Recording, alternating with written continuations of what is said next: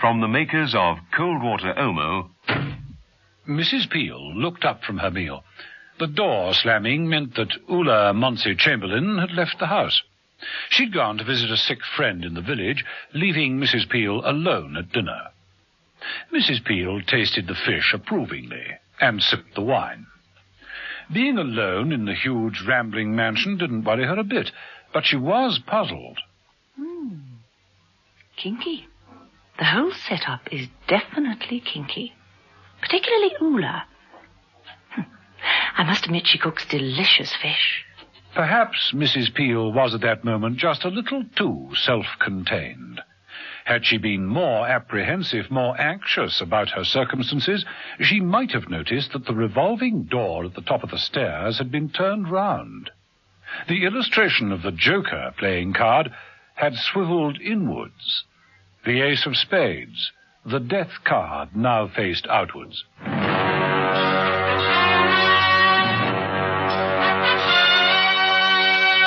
The Avengers.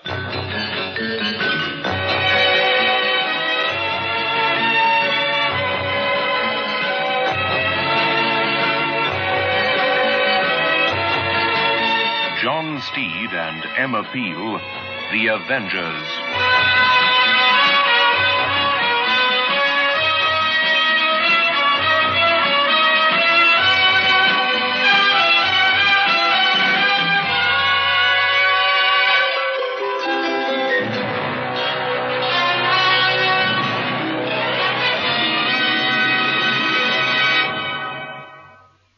So many women say, once an Omo user, always an Omo user. Because there's just no dirt that can stand up to the cleaning power of cold water Omo. It solves Mrs. Sutherland's washing problems for her.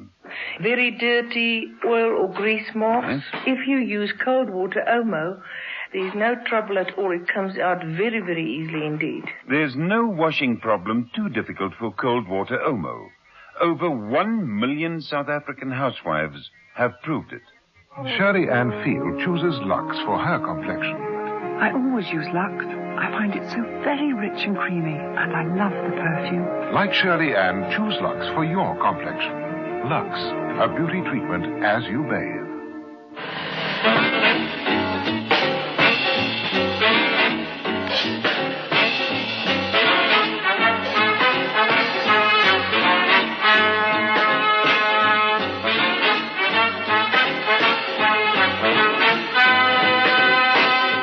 Episode 3 of this story, in which John Steed realizes that someone has played a rather vicious joke on him, and Emma Peel meets a strange young man who could be the Joker.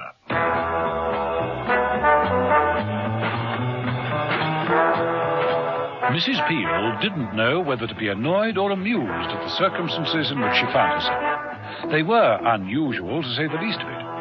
When a young, attractive woman is invited down to a country house for the weekend, she doesn't expect to dine alone on the very first evening. Yet that was the state of affairs in Sir Cavalier Rausikana's home, for her host had gone to attend a bridge conference, and his ward, Ulla, had just left.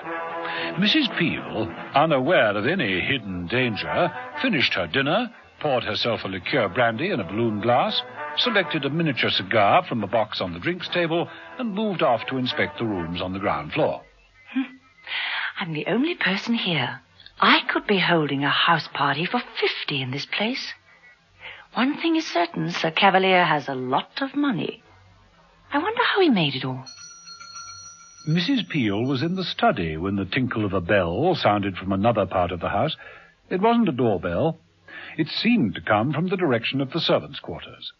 Mrs. Peel made her way towards it, pushing open the green baize door that led to the kitchen. The room was silent when she entered. Above the door to the scullery was a large wooden box that contained bells numbering individual rooms. The spring of the bell marking bedroom number 3 continued to tremble gently. Had someone upstairs been trying to call a servant? Mrs. Peel frowned, and shaking her head, dismissed the idea. She walked through into the scullery. The loud ticking of the clock made her look across the room. Her attention was caught by something on the scrubbed wooden table. It was a knife, stuck upright into the surface. There was blood smeared all over the blade. I said Ula was kinky. This proves it. She guts the fish, prepares it and cooks it. Cleans away all the mess, but leaves this. I must have been crazy to lend her my car. You're right there, Mrs. Peel. At that moment, Ula, at the wheel of the car, was giggling rather hysterically.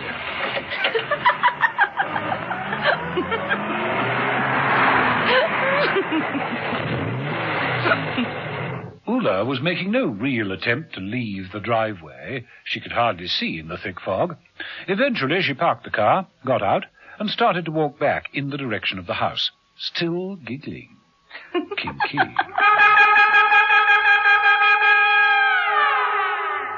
Meanwhile, back in London, poor old Steed was limping about his flat, feeling rather sorry for himself. He made coffee in his kitchen and was carrying it through when the sugar basin containing the lump sugar fell from the tray. Oh, what the devil with it?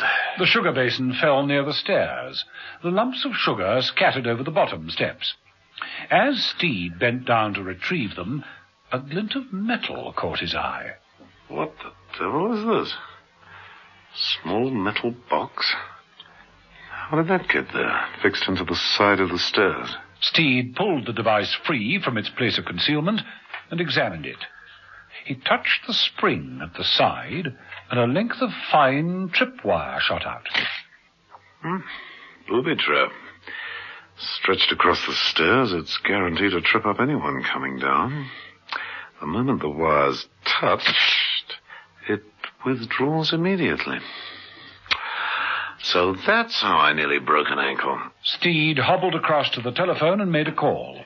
George Fancy answered quite promptly. George Fancy speaking. George, Steed here. Ah, Steed. How's the ankle? Much the same, thanks. George, it's not April the 1st, is it? What's that? It's not All Fool's Day. Well, of course it isn't. Yes, I thought not. Steed, are you delirious or something? My fall down the stairs. It wasn't an accident. Someone fixed a tripwire on the steps. Somebody playing a joke on me. Now, look here, Steed. You don't mean it, surely? I most certainly do. Strange you should call that little warning about Max Prendergast being in London, isn't it? Steed, you don't think... What about Mrs. Peel? Yeah, that's the reason for this call. Look, I want the address and all the information you can muster on Sir Cavalier Ralsicana. Sir Cavalier Ralsicana. He's a bridge champion, lives on Exmoor somewhere. Now get everything you can on him immediately and phone me back, will you? Yes, of course. But Mrs. Peel... Is visiting him. Now, I must get down to her before some joker gets hold of her, too. You understand?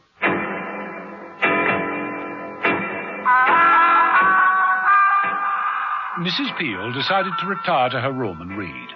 She found a suitably relaxing book in the library and made her way up the stairs. She passed through the revolving door, swinging the ace of spades after her. In her room, she noticed that the curtains on the four-poster bed had been closed. She switched on her portable radio. A further drop in subsidies to counteract the recent potato glut. That concludes the news headlines, and now here is a summary of the weather. Oh, dear. Widespread fog is reported tonight in the outlying districts of West and Southwest England. This is particularly dense in and around Exmoor, where the visibility is down to nil. Oh, best placed bed. Oh. Mrs. Peel moved over and opened the lid of the coffin-shaped chest. Now, what are all these old 78s? What's this one? Mademoiselle. And this? The same. They're all the same. How very, very odd. Mrs. Peel moved to the bed and drew aside the heavy curtains. Oh, a large teddy bear. Ula upped her tricks again. Oh, that's really a hot water bottle. Well, that could come in handy. Mrs. Peel broke off in the middle of her thoughts when she heard a strange creaking noise from somewhere in the house. She moved to the bedroom door and opened it. The noise was louder. It sounded like a rocking chair moving, coming from a room at the far end of the corridor.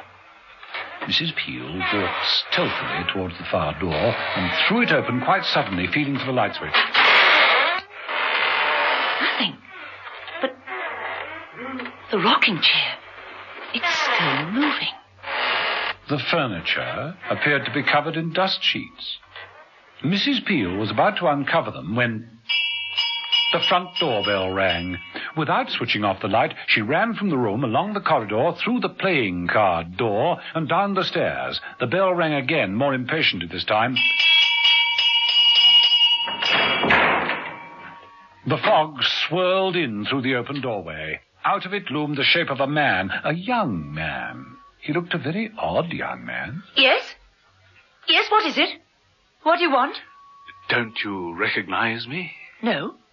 Should I? No. I'm traveling incognito. It's foggy and damp, and standing there in a doorway, you'll get cold. Look, would you mind telling me who you are and what you want? I could be the Baron von Dufy, looking for a new stately home. I might buy this place. Cash.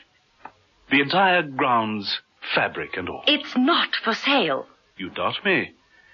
But it could be true, couldn't it? You don't know for a fact that I'm not the Baron von Dufy? I neither know nor care. Do you know what time it is? Sorry. It's the jalopy, my car. Over there, down the drive, run out of petrol. Well, why didn't you say so in the first place? I can't see a car. You wouldn't in this fog, would you? But it's there. It's your phone I'm after. Big property deal. I want to buy land here, you see. I also want a gallon of petrol. Or I have to walk home. My feet would get sore. Do you have a phone? Yes, there's a phone. Come in.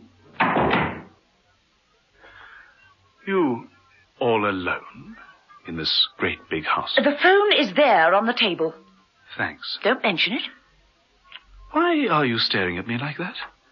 I don't like being stared at. We, Baron von Dufys, are human, you know. The strange young man walked over to the telephone. Emma studied him.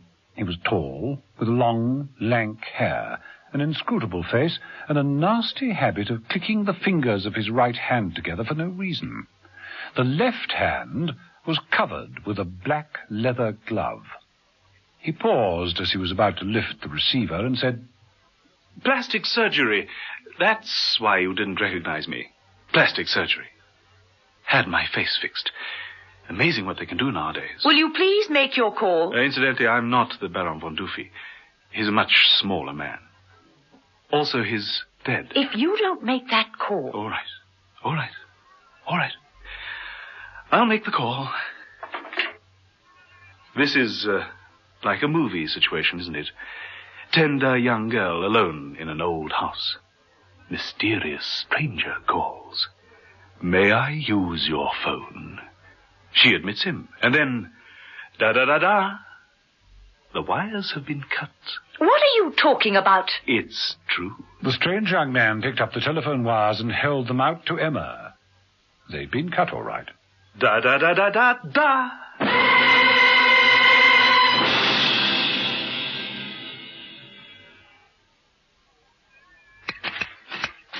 And with a vicious uppercut, Jimmy Anderson finishes trimming his whole hedge in just 3 hours, 11 minutes.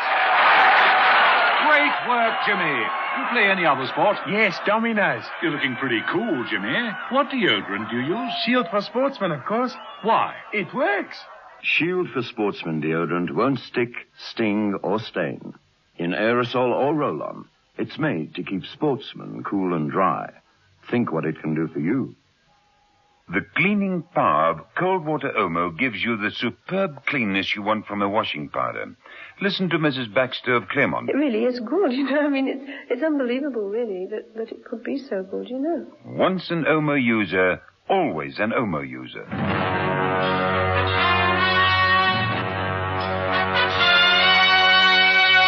The Avengers.